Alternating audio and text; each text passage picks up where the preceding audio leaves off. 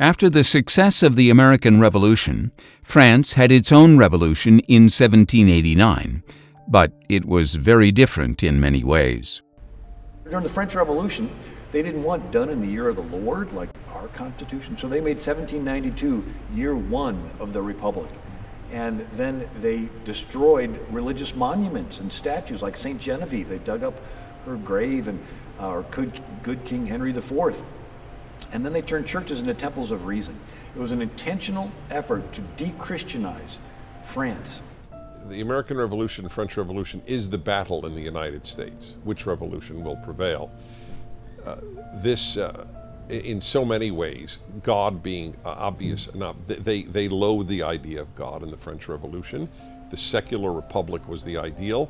In America, they believed in secular government, but in a God-based society, because rights come from God in America.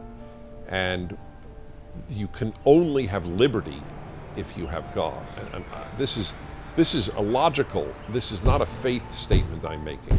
People will either feel accountable for their behavior to God or the state. Those are your two choices. It is an absurdity to believe they'll be good if they're accountable only to themselves. If you're only accountable to yourself, you will always justify what you do. So it's foolishness to believe you can make a good society where everybody is only accountable morally to themselves. That is the battle, the French Revolution and American Revolution. And God is the ultimate issue. No creator, no creation, no moral absolutes, versus the Declaration of Independence, which speaks of the self-evidence, presuppositional self-evidence of a creator, creation, and moral absolutes. That is the epicenter of the culture war. In a nutshell, our founders sacrificed their prosperity for their posterity, us. They pledged their lives, their fortune, and their sacred honor to secure our blessings of liberty. We, on the other hand, have fallen into a pattern of doing just the opposite. We've set on our posteriors while socialistic policies plunder our posterity, financially and morally, on the altar of temporal prosperity. We must be prepared not only to repel the enemy outside our borders, but to uncover and crush the more dangerous enemy within. This Bill of Rights secures to us the God-given freedom of speech. It was a great contrast, the American Revolution in 1776 versus the French Revolution in 1789. The French view has virtually swept the world. Chinese communism, the fruit of 1789. Russian Marxism, the fruit of 1789. Much of so-called liberal democracy in Europe, the left-wing progressivism, the fruit of 1789. Most of the American intellectuals, 1789. And that's why they have very deficient views of freedom. And the tragedy of America, it's the one country whose political order was decisively shaped by the Bible and by the Reformation, and yet it's rejecting the distinctiveness of its roots. The repercussions of the godless French Revolution are with us to this very day. Did the founders of America intend our nation to be a purely secular one? Did they intend that God has no place in our government? The founding fathers intend a secular government, secular in the sense that there was to be no established church. We will have no established church at the national level, but the churches at that time were thought free to have state churches as they saw fit. That's why the First Amendment says Congress. Doesn't say the states, doesn't say the local school boards.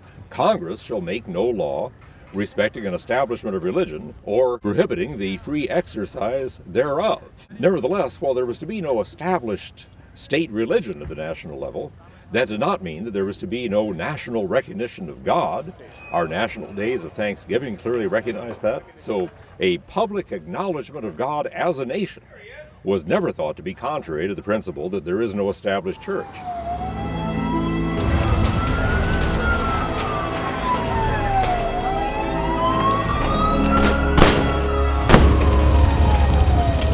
It's how helpful to remind ourselves of some of the other activities of the very Congress, the first Congress that drafted the First Amendment and sent it to the states for ratification. Within a matter of hours of having approved the First Amendment with its language, Congress shall make no law respecting establishment of religion, this same Congress sent a request to George Washington asking him to set aside a day in the public calendar for prayer and thanksgiving. And Washington complied. There is a separation of church and state, but it's not a separation of God and government. All men are equally entitled to the free exercise of religion, according to the dictates of conscience. James Madison. James Madison, a key architect of the Constitution, wrote a document called Memorial and Remonstrance, and the purpose of it was to not force religious doctrine by the power of the state. In that document, he notes that because Christianity is of divine origin, it will stand on its own. Whilst we assert for ourselves a freedom to embrace, to profess, and to observe the religion which we believe to be of divine origin, we cannot deny an equal freedom to those whose minds have not yet yielded to the evidence which has convinced us. If this freedom be abused, it is an offense against God, not against man. To God, therefore, not to men, must an account of it be rendered. James Madison. In other words, the state is not to support the church, nor is the federal government, sometimes called by the founders the general government, to interfere with the church. There is not a shadow of right in the general government to intermingle with religion. Its least interference with it would be a most flagrant usurpation. James Madison. Our founding fathers wanted a way of keeping the state from influencing the church, never keeping the church from wanting to influence the state. They wanted that because they knew that was going to be the thing that brings stability. Once the Constitution and the Bill of Rights were accepted, one of the first actions of the First Congress was to appoint a minister, a chaplain, to open Congress in prayer, a tradition observed in all the states, a tradition that lasts to this day. They did the same for the military, hiring Christian chaplains to serve at taxpayers' expense, so that religion could have positive influence in society at large. And they called for days of prayer to the Christian God. They encouraged the role of voluntary religion in society. Does the separation of church and state mean the separation of God and government? Those are two different things. God is our theological worldview, our ultimate reality of where truth and values and ethics come from.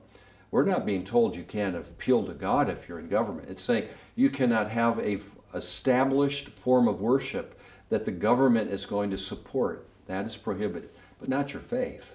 You're allowed to be a believer. There is no sense that that's ever been removed in any way by any leader. That was modeled by Washington and even Thomas Jefferson himself, who regularly worshiped, believe it or not, in the Supreme Court chambers in the Capitol building on Sundays, which was turned into a church. He didn't see any problem when it was now not government to having a worship service there, and that's where he worshiped. We have come to learn that the separation of church and state was the ideal, and in fact, this was one of the great interventions of the Catholic community in the United States to the Second Vatican Council. The key question for the founders, how do you sustain faith? Faith of any sort requires freedom. Now, rather like the recycling triangle, it goes round and round ad infinitum. Freedom requires virtue, virtue requires faith, faith requires freedom, which requires virtue, and so on. Now, the trouble is the word virtue today has become sort of goody-goody. But for the framers, virtue, obviously coming from the classic understanding that all ethics has to be rooted in courage. So the word virtue is related to the word for man in Latin and so on. But the point was for them, virtue included honesty, loyalty, patriotism, and above all, character, who you are when no one sees. John Adams once noted, "Our Constitution was made only for a moral and religious people. It is wholly inadequate to the government of any other." I think that our Constitution and our government was made for a moral people, people who loved liberty, and the reason why is that we initially we had very few laws because people's behavior was governed by customs and tradition and religious values. Today we're moving away from that. And what we're seeing more and more laws being written to control human behavior as opposed to personal values.